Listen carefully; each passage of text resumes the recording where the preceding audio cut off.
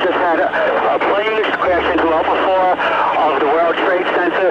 The World Trade Center, tower number 1, is on fire. The whole outside of the building was just a huge explosion. Roll every available ambulance you got to this position. For most of us, help is only a phone call away, but we often forget that those responding in our time of need are fathers, mothers, brothers and sisters, everyday people. At no time was that more evident than on September 11, 2001, when 343 firefighters lost their lives. From routine fire inspections to one of the darkest days in our nation's history, Andy Rasavongseuk served the people of New York for over 25 years. This selfless father of 3 and his colleagues put their lives on the line to protect others while quietly fighting their own internal battles. As a nation, we made a solemn vow to never forget those who perished on 9/11.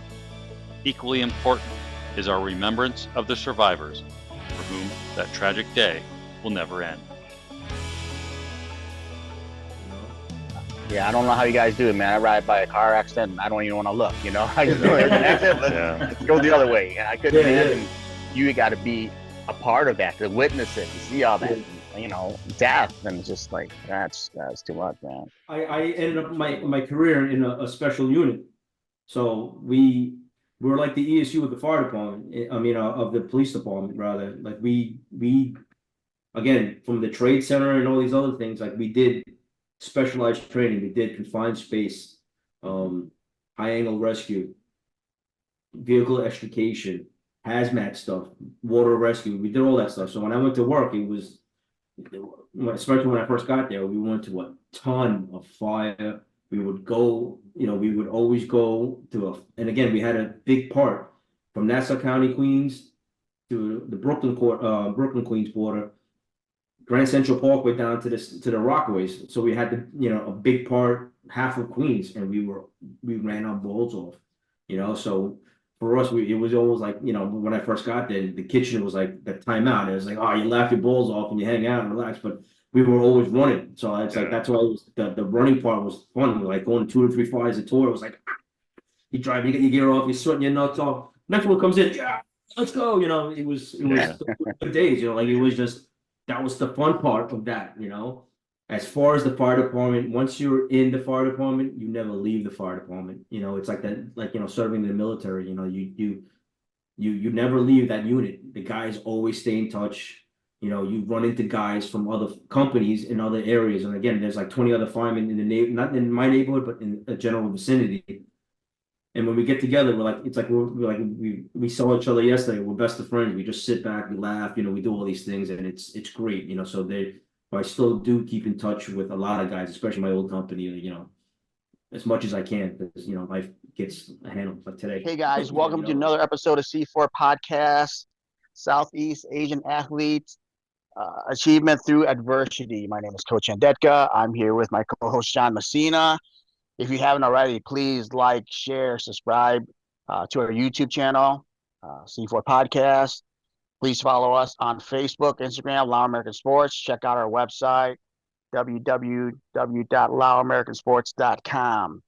Also, if you guys know of anybody that would be a great guest that is Southeast Asian and, went through some adversity and has made, has turned their life around, that would love to come share their story, please message us on our, either through IG or Facebook. Send us a message, all right? So without further ado, let me turn it over to my co-host, Sean, who is going to introduce an amazing guest today. Yeah, we're very excited to have today's guest. We're about to celebrate the 4th of July, the day we celebrate freedom here in this country. So we want to dedicate this episode to all of the first responders out there. As you know, when Co and I started the Lao American Sports Hall of Fame, and subsequently Co had the idea to turn it into a podcast and interview the athletes, we wanted to expand it to other individuals who've accomplished great things, who've overcome obstacles in their lives. And we started getting recommendations for, military folks, other first responders. So we're very excited. I'd like to thank the individual who sent this recommendation in, because today's is a good one. And it's a great way for us to celebrate the 4th of July here. We have Andy. He'll introduce himself in a minute. he is a firefighter. And if there's two kind of famous fire departments in America, it's Chicago, where Co and I live, and New York, right?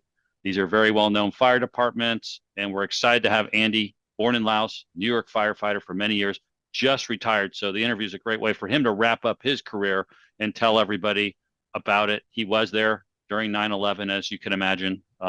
Very traumatic time for him and the people in New York overall. So with that, Andy, why don't you go ahead and start? We like to start at the beginning.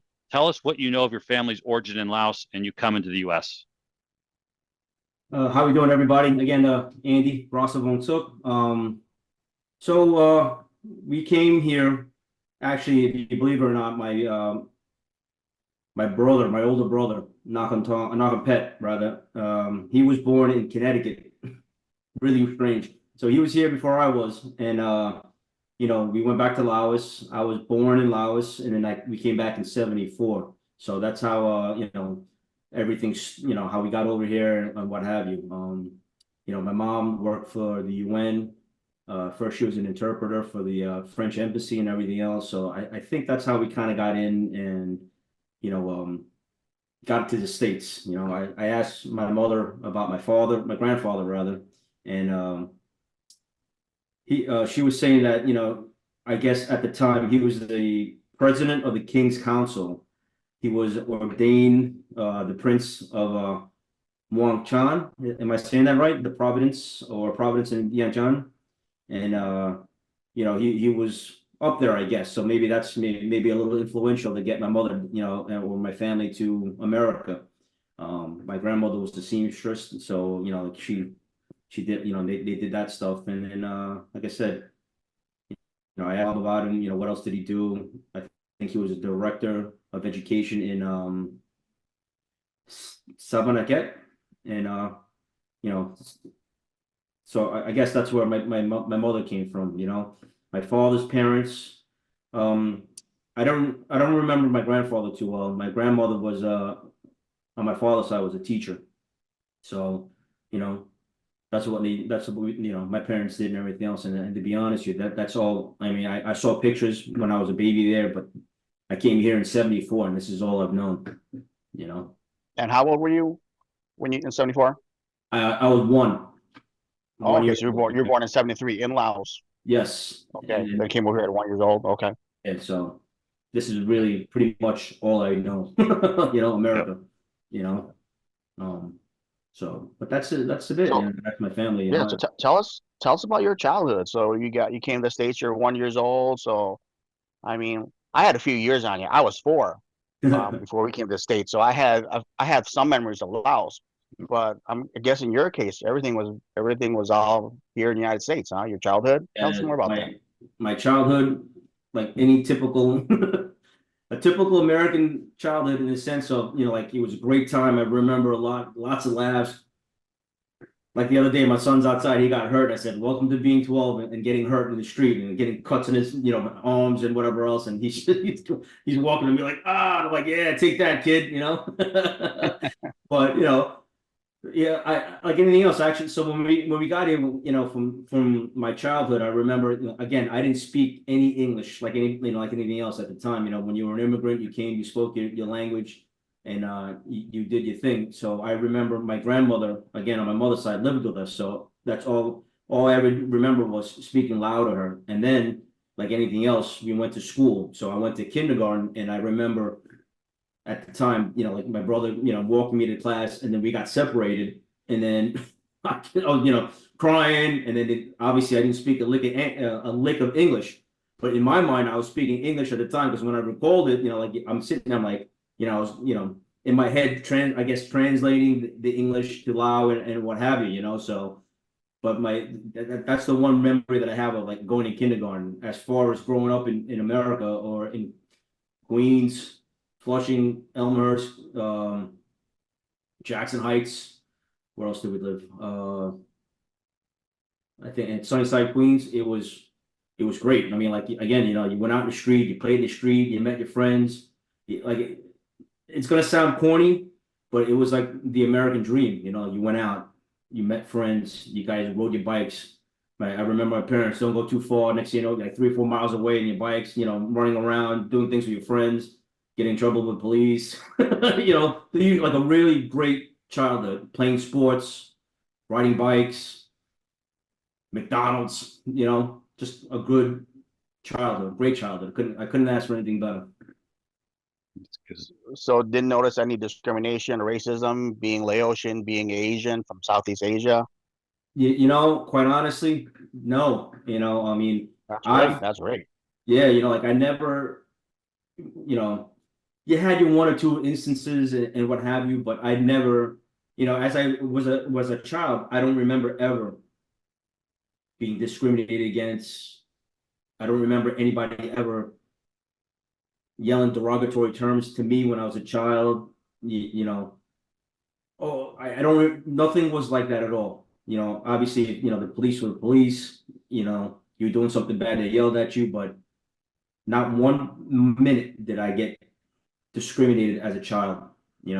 It's funny because like the thing as I'm thinking about this one story, one time I remember, I stole money from my mom like any other child would to go buy pizza or something like that. And at the time, in the 80s or whatever, I stole $100. Now you look at it, you don't think anything of it. It was I went to the pizzeria and the guy was like, "Where'd you get this from?" I'm like, "My mom gave it to me." And he's like, he called up and my mom's like, "Oh my God, what'd you do?" And I'm like, "I'm sorry, Mom," to offer a slice of pizza, at the time, and I'm like, "Oh, what would I do?" So if anybody got discriminated against, my parents were discriminated against me, Yep. old fashioned way, if you know what I mean. Yeah, that's awesome. Yeah, Queens. If you got, for those that don't know Queens, that part near Brooklyn, it's like the most diverse place in the country, probably. So, I mean, there's people of every ethnicity, nationality coming in from all over, right, Andy? It's just a kind of a Absolutely. different environment than the Midwest Co, where you might have landed and Yeah, looked a little different. But I Queens landed is, in the Midwest, Midwest predominantly, Caucasian. So yeah, we look different. So they can Absolutely. spot us from a mile away. So yeah. I got good but stories for you about that when we get to the fire department. yeah, yeah. Well, speaking of that, I mean, so how did you? It's got to be every kid in New York's dream to become a firefighter. And how did you go about getting into the New York Fire Department? What made you want to do that? So forth. So the story is not complicated, but again, living in Queens, um, I don't remember something, but the one vivid memory I have was again in Sunnyside, Queens. I remember a lot from that because lots of parts besides visiting, going to the firehouse. They have something called the shops there, and that's where all the fire trucks go to get serviced. So it was right off of Greenpoint Avenue, right over the Long Island Expressway before you hit the bridge into Manhattan. Um, so again, they call the shops a big area where they service the fire trucks and whatever. So the door was always open. So again, like I said, typical childhood. I'm going to go explore. I'm gonna go past that one block where I don't, I'm not gonna get in trouble. So God, I just rode. So I kept on riding. I'm like, oh wow, what's this? And then the doors are open, and now you're typical kid. You're like, whoa, look at all these fire trucks. You're looking around, walking around, and nobody yelled at me. Everyone's like, hey kid, what are you doing? I'm like, come on, sit down, take a look. Awesome. There's another firehouse. I'm like, oh yeah, where? So again, crossed over to LA, and a funny story. 128 truck, 259 engine, battalion 405 in Greenpoint, right off Greenpoint Avenue in Queens. There's a cemetery across the street. I went there, and some of the guys, they were there. They kind of remembered me. They didn't, so long ago at the time. But they said, "Come on in to the firehouse." You took a look around. You did the typical thing. You see a pole hole, you're like, "Can I slide that thing?" You're like, "No, you're gonna kill yourself." And all these other crazy things. But that's how I got that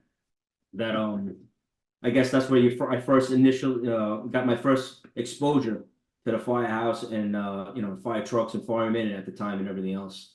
And then again, I'm gonna probably jump a little bit more now. As we grew up, we moved out to Long Island, Jericho, New York, Long Island, and at the time I just about to graduate high school. My neighbor across the street, he joined the volunteer fire department. He was 2 years older than I am, 3 years older than him, and then a couple of friends that I went to high school, like, they all joined the volunteer fire department. So I had no idea what was going on. I had an idea what I wanted to do at school, but no, like, listen, I was going to a community college at the time, like, come join the volunteer fire department. It's not customer service. What am I looking at?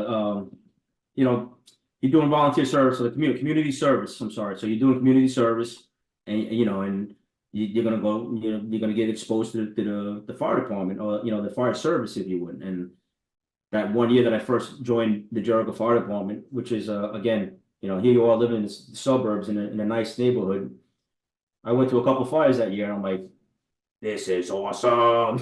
I mean, it was like, this is great, and all the camaraderie, and everything else that you would love about the fire department was like, I just jumped in head first, and that's it. And then anything else, take the test. I took a civil service test. I waited a couple of years, because they had some hiring freeze and everything else, and then I got hired, and here I is, and here I am. So what was the year that you became when you officially became a firefighter? So again, when I graduated high school in '91, and then after I graduated high school, that's again, I joined the volunteer fire department that summer, and then I was kind of up in the air with my career. Like I wanted to be an architect at first. I wanted to be a physical therapist at first. I wanted to, like any other kid dream, be a doctor or something of the sort, and all these other things. And I was like, well, school, let's be frank, I was getting introduced into the college world. Going out, hanging out with the guys in the fire department, doing things, going to parades, going out at night, just being a typical, college student / getting into that age, or that time frame. So I don't even know where I'm going with this anymore, because you make me think about these things. But what was the question again? Because again, I'm sorry. I just want to know, like, what year you officially I'm sorry. became a fireman. So that's it. You said you finished. So 92 was the Yes. written test. That was it. I'm so sorry. Okay. I'm like running through all these timelines in my head. So in 92, I took the written test. And then at the time, again, you had to get 100. You had to get 100 on the physical. It was a very physically demanding job. So, that year I was like, again, just running a lot, running with the vest, running with hose. And then again, if I didn't have the Jericho volunteer service, I would have never had that, I guess, the tools to help me train for that particular test. So I took the test in 92, and there was a hiring freeze at the point, because, they just weren't hiring. Whatever happened was going on in the city at the time. And then one of the senior guys in the firehouse was also a New York City fireman. And there was actually about 5 or 6 of them. And they were like, Andy, what are you doing? What are you doing? I'm like, yeah, you guys got me to take the test, but, I'm kind of sitting around waiting to, like, don't sit around. Take other tests. Police department, transit police department, housing. And if you believe it or not, that's what I ended up doing. I took the police test, I took the transit test, I took the court test, I took all these tests for civil service. And, just trying to bid my way, because when they did say, or what they told me, that it was all the same pension system. So if you get hired from the police department first, you start your time first. So I was like, wow, okay, that was great. It was great tutelage from these guys that said, take this test, do these things, and what have you. And then I took the police department test, again, housing and transit.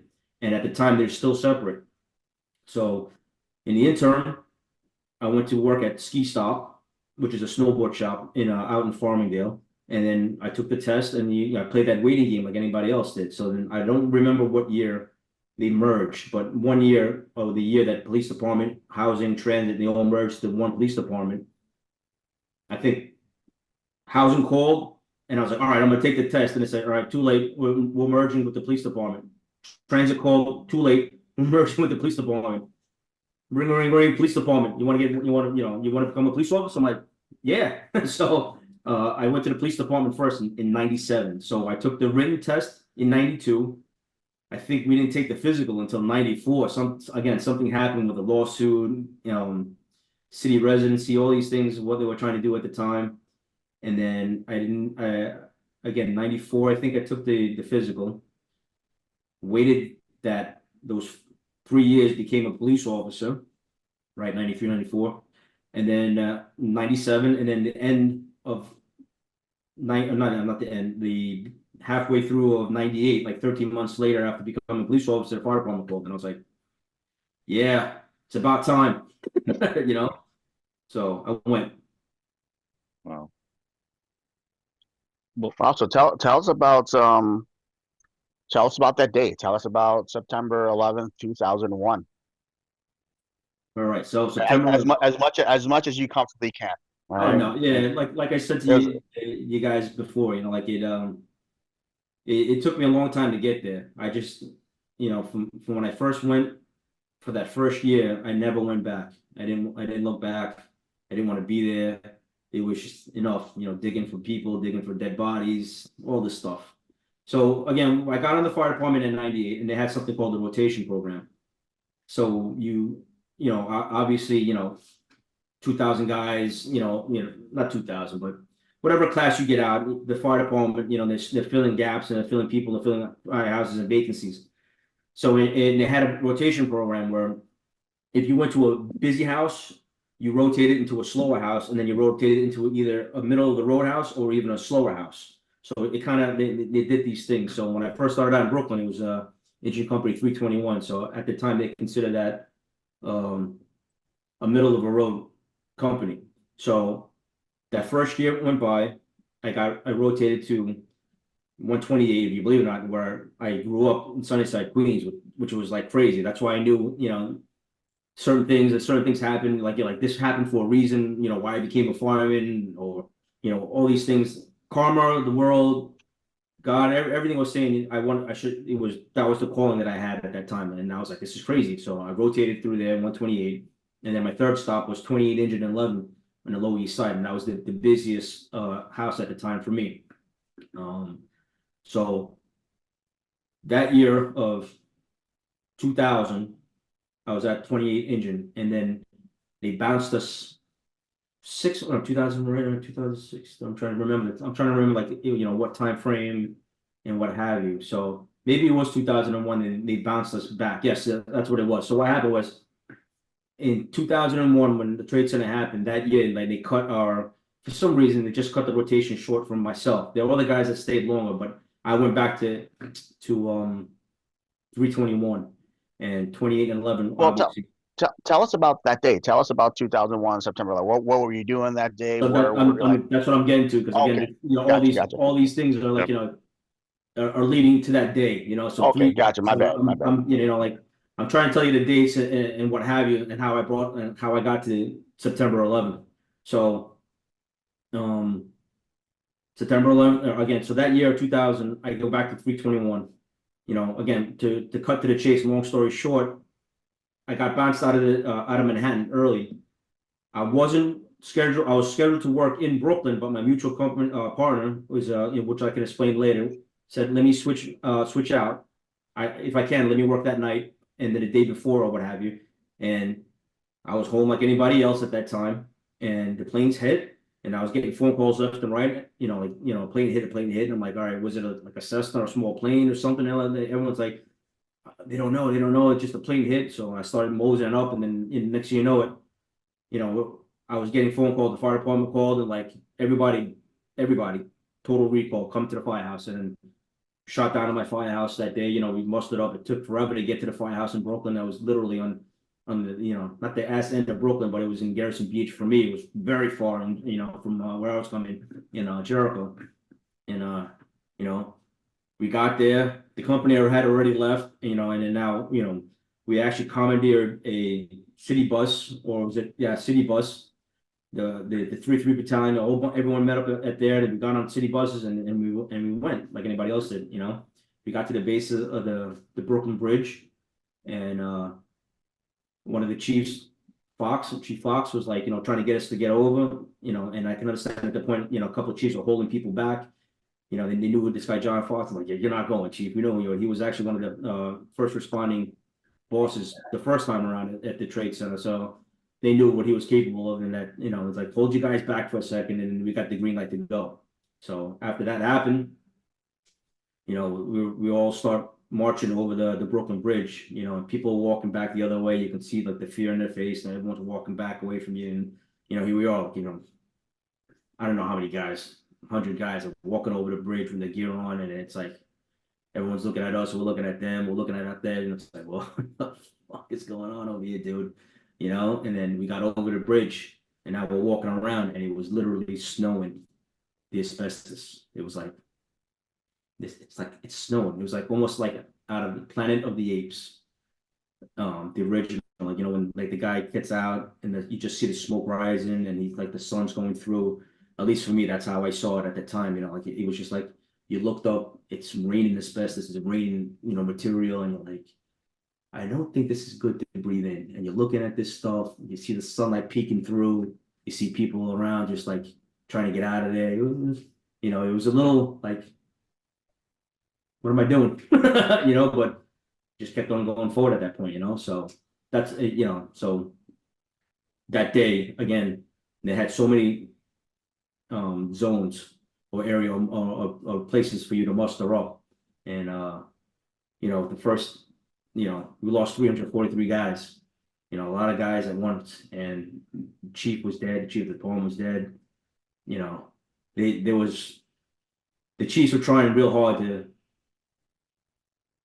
save as many people as we can at that point, and just get in and do searches and put fires out, and it was really difficult on their end, and let alone the idiot firemen that worked for them that were like, chief, you got to get out of the way, we got to get in and do something. And he's like, I don't want any more dead people. And it's like, we got to get in there, we got to get in there, we got to get in there. And the guys are like, no, we got to push. So they put us in multi zones, they pushed us out, and it was just sit around and wait until you got your assignment type of thing at that point, So you waited, not, I don't remember how long you waited, but then all of a sudden it's like, all right, go. And then, they signed out sectors to, what battalion goes here, what chief goes over there. And then they just said, do what you got to do, and the chiefs at that point, started running the show, and we just, again, did what we had to do at that point.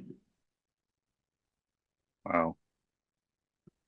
So you were right there. I mean, so when you came over, the first tower had already fallen. I take it that was all the debris that was floating around. The first tower went down already. That's why the debris was going down there.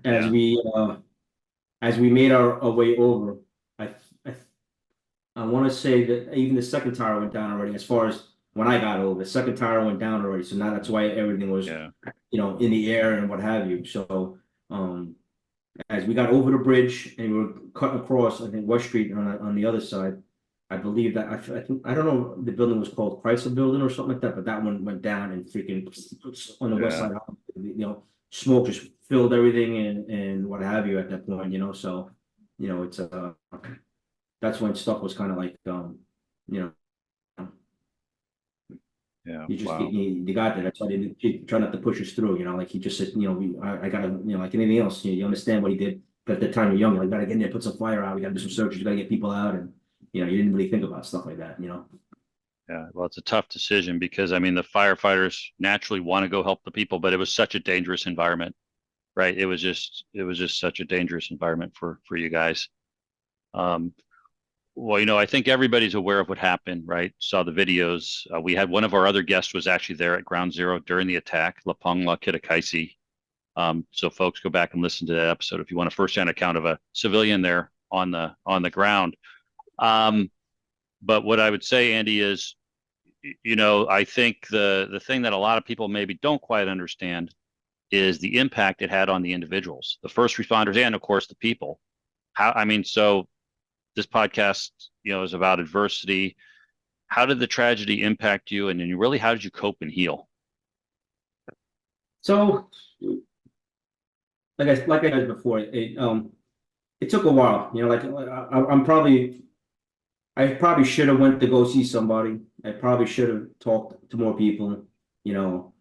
Like anything else that we, guys discovered from men that serve the military and all these other things. You come back and you stuff it down in a bag and you just throw it over your shoulder, and when you get to it type of thing, whatever. And certain things would set you off. Certain songs would make just make you start crying and doing stuff. So.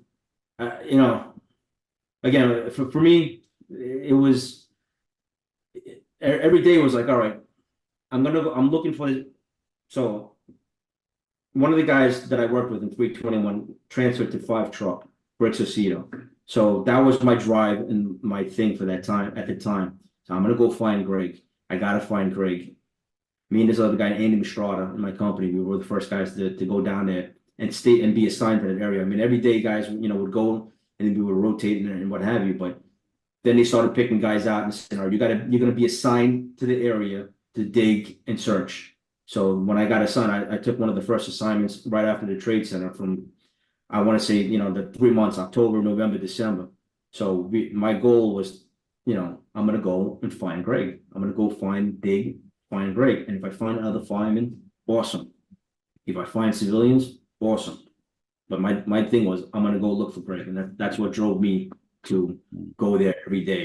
I didn't sit back and think about, how is it affecting me, how it affected my lungs. Again, they told us, the government told us at the time that everything was safe. Air quality was safe, there's no, you weren't being exposed to any carcinogens, nothing, all these other things. Obviously, we find out later on, not so true. So, but here we are, 20 plus years later, we're, firemen are dying. So, but again, it didn't initially, for the first couple months, again, all I did was think about going to find Greg, every day. We got a new section of dig. I'm gonna dig as much as I can. I'm gonna do this. I'm gonna do that. I'm gonna look, and we're just gonna look and dig. You found, and every day was kind of crazy. Like you would dig, you would find body parts. You would, the dog sniff, the canine dogs, the cadaver dogs would, from FEMA would find stuff, and they would alert, and then you would just dig and dig, and you just wouldn't find anything because it was just everything was pulverized. Whether it was, the body fluids or something, whatever was left over, that's what the dogs picked up on. And it was like you dig, in 2 hours you're digging, and all of a sudden, I'm sorry for laughing, but it's like you didn't even, it's like you didn't even make a dent. It's like you're like, I had this whatever square footage, and it's like you feel like you didn't even dent anything because everything was so compacted. You would find fireman gear, knee pads, gloves. You're like, fuck, it's gotta be, somebody's gotta be here. And you just digging, and it was like, some days were good, and some days were bad. So you didn't think about it. You just like anything else. When people ask why I became a fireman and what and all these other things, it's like, once you're scared, once you're this, it's like you don't think about it. You just go, you do your job, and we say it all the time. You go in and you do your job and you focus on it. And then when you walk away, you're like, all right, what did I learn from that job? How can I do it better? But we never look at the, all right, how is this messing me up, or what just happened here, type of thing, So like anything else, I stuffed it down until, a couple years later now, it's like, maybe I should have saw somebody. Maybe I should have got checked out, maybe. Wow. I mean, before we started, or we were talking to you earlier, and you told us about going to the museum and so forth for the first time. Maybe share that experience with everybody.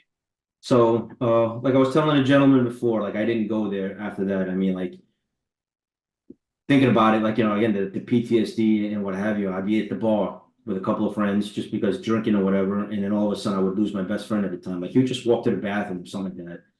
Like, holy fuck, where's Bob? And fuck, start, freaking out. People like, hey, calm down. Obviously you have a couple of drinks in you, like you kind of let loose a little bit, and then all of a sudden like, where? And he's like, what's wrong? And you see it. So that day we get there, and I was telling the gentleman that I wanted to visit the 20th anniversary because it was the 20th anniversary with my son, my oldest son. I pulled him out of school and I went down there, and it was horrendous. I didn't want to be there. It's too political. I didn't even want to push through all that stuff. So I finally get through, 4 years later, and this past year I took all my kids, my oldest, my middle guy, and my daughter. We were able to get to the footsteps of the monument. I mean, again, I didn't think I was going to get through. I figured, it was like anything else. It's just for the families and for the people, the civilians that died that day. 2,000-3,000 people that died. Like just their families. It's for them. This isn't for me. I didn't lose a family member. I lost 343 guys. That a couple of guys in my probie class that I knew very well, guys that I knew in SOC very well. I was like, all right. And I said, let's try to get down there. And we got there, and it was very humbling. It was, all you heard was the water running into the tower, into the footprints. You heard, you saw the breeze. I was listening to read names. You watch television, you read the names, and you're like, okay, you're watching them. But now, walking through that and going through the monument, like this messed up a lot of people, and then it was kind of crazy. And then I got to the museum, like I was telling you guys, and I had my kids, and I didn't know if they were gonna let us in, and they said, "Come on in, everyone's welcome today, especially firemen and their families." So we got in, and walking through, the so I don't know if everybody knows, but the World Trade Center at the time, they had different levels, and it was literally a city underneath the city.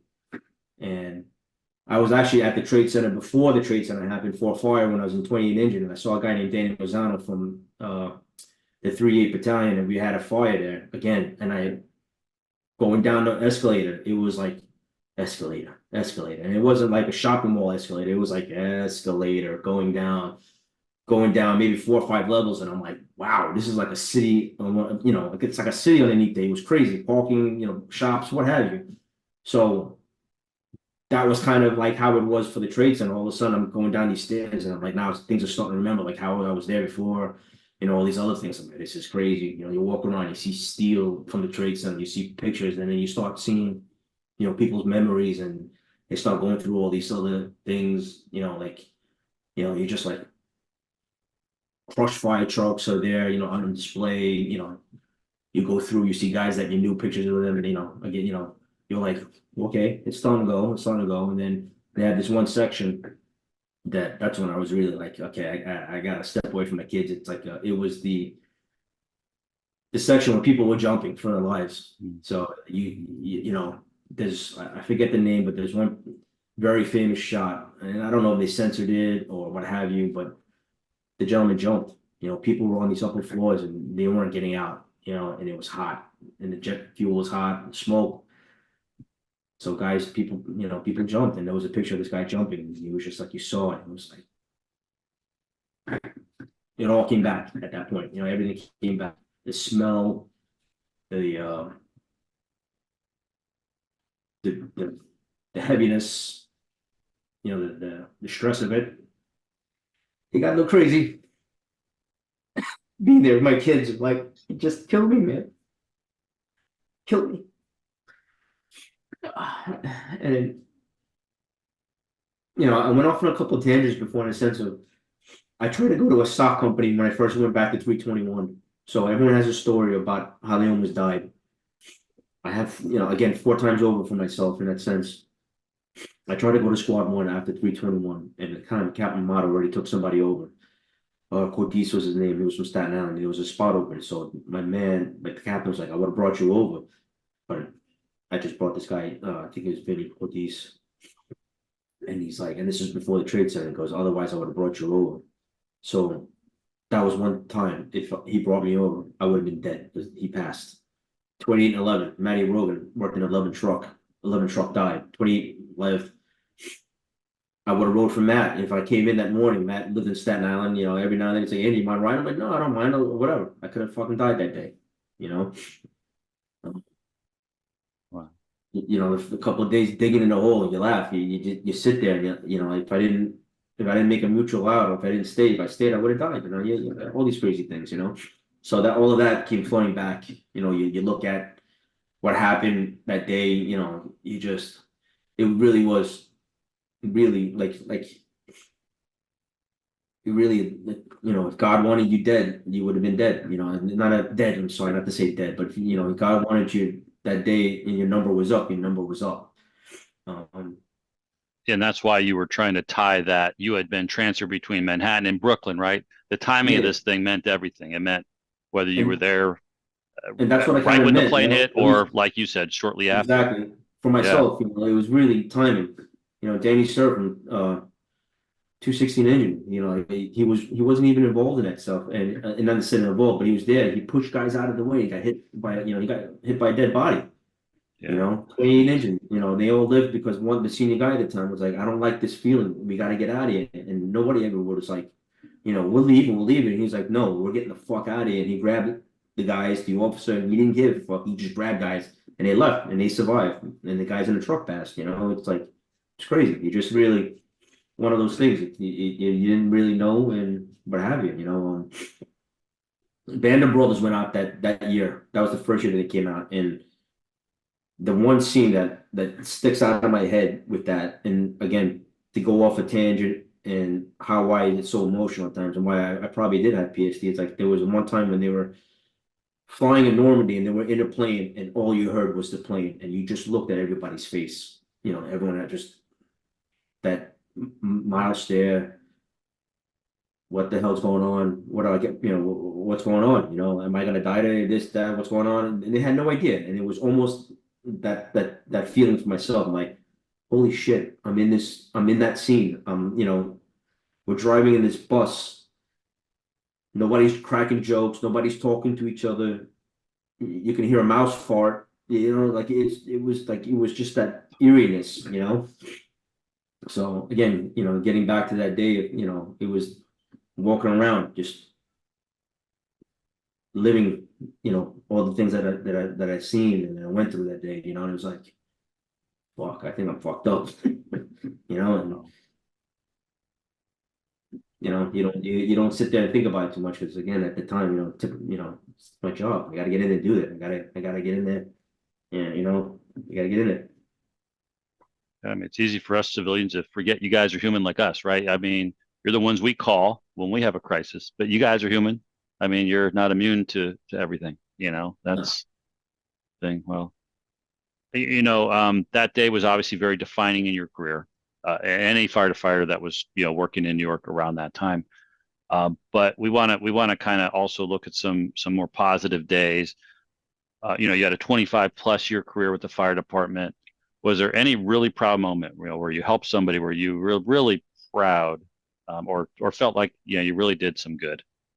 Um, there were days like good days. There were always good days. You know when you went to that.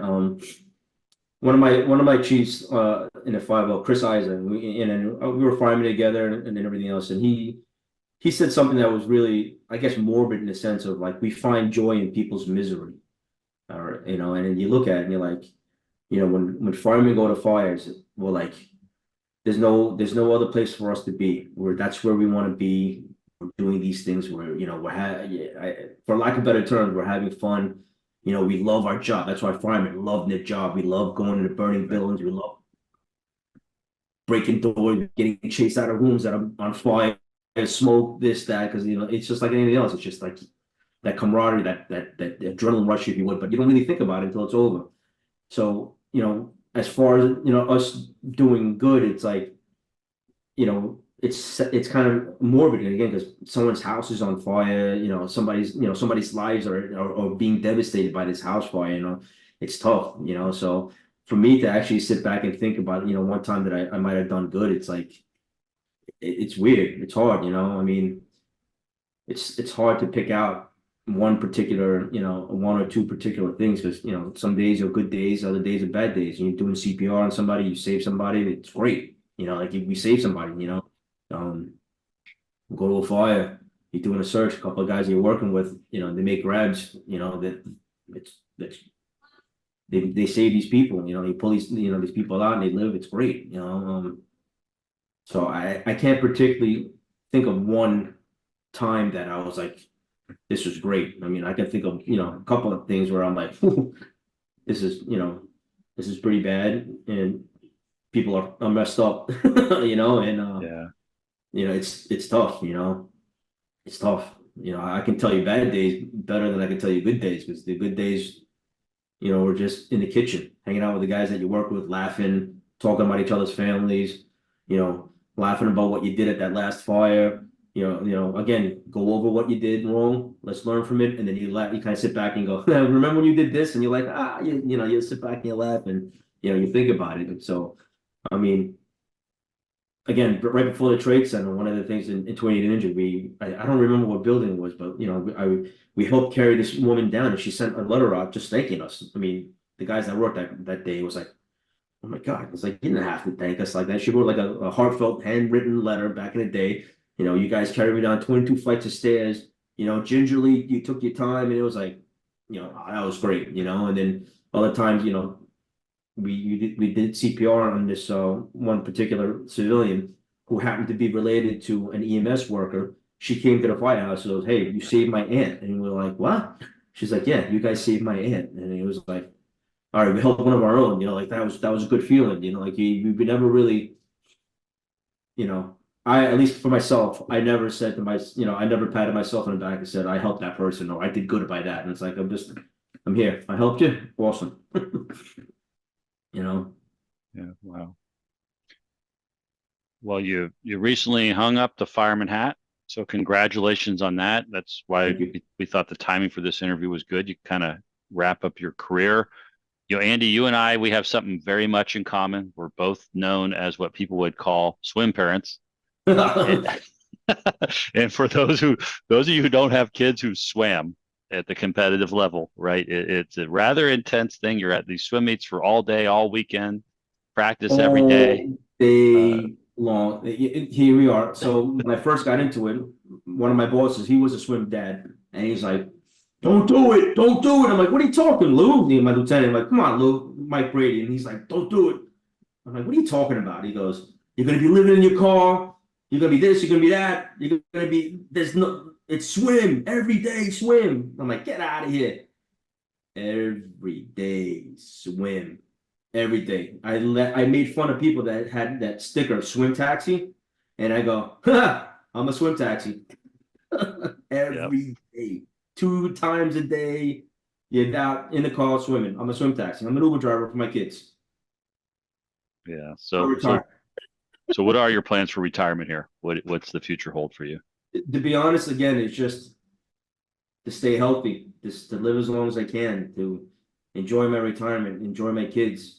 You know, again, I got married late, I had kids late, and again, things happen for a reason, I believe. And now, you know, I'm home taking care of my kids. I'm here, my middle child, you know, rambunctious as a middle child can be, like it was like I think he needed me home type of thing too. Mhm. My kids needed me home because I was always gone on the holidays, weekends, this, that. My wife, driving to swim meets at least 2 or 3 times for 2 different children, throw a soccer game in there for my middle child. It was crazy, so at least me being home at the moment, I just want to focus on my health, focus on my family and just try to do some stuff and maybe get some golf in.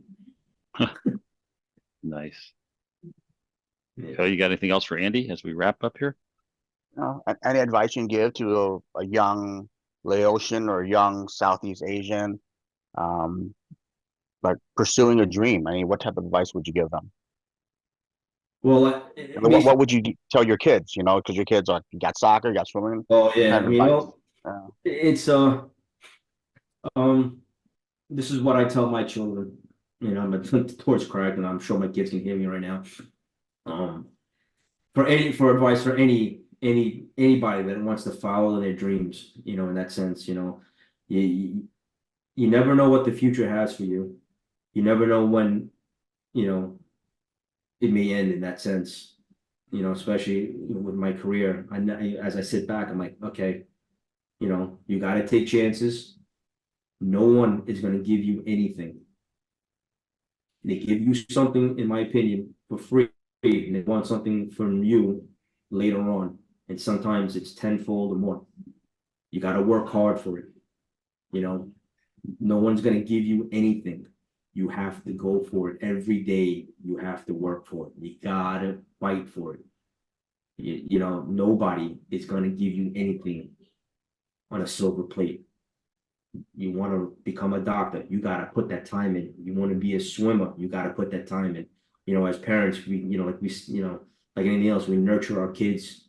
We come together, we sacrifice, we do what we can, and then we try to get that in them. And like, listen, you got to work hard. Don't give up.